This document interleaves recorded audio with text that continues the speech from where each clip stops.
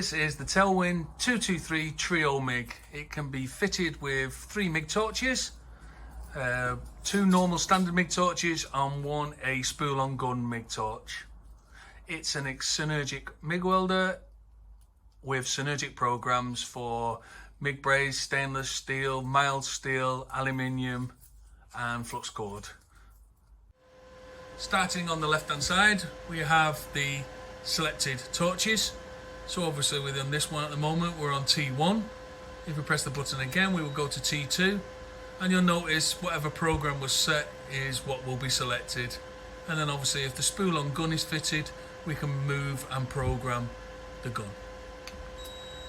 We'll go back to the T1. Pressing the top knob for 5 seconds takes you into the process setting. And as you can see here, we can move from synergic to manual, and the flashing symbol here is MIG. We can then go on to TIG setup, or we can go into MMA setup. We're going to use the programs, so we're going to select the synergic.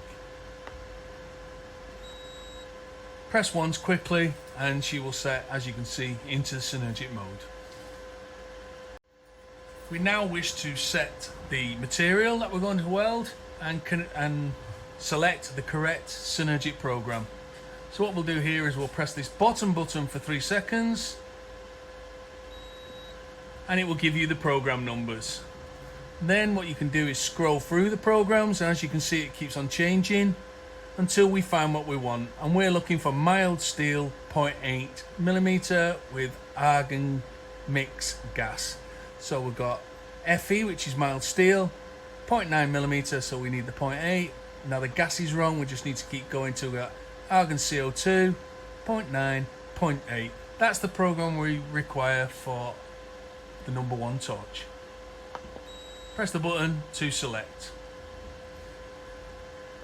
There is some preset settings in the background that you can alter if you wish.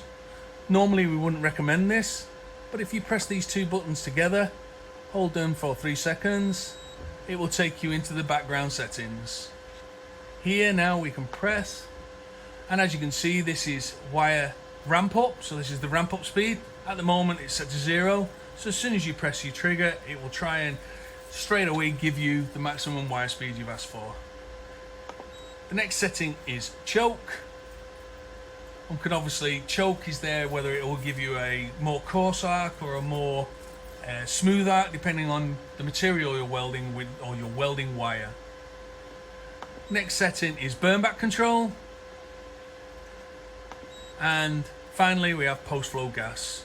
At the moment it's set for 1 second.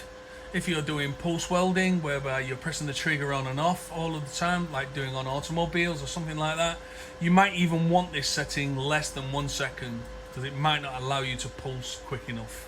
If you wish to change it, all we do is alter it down, press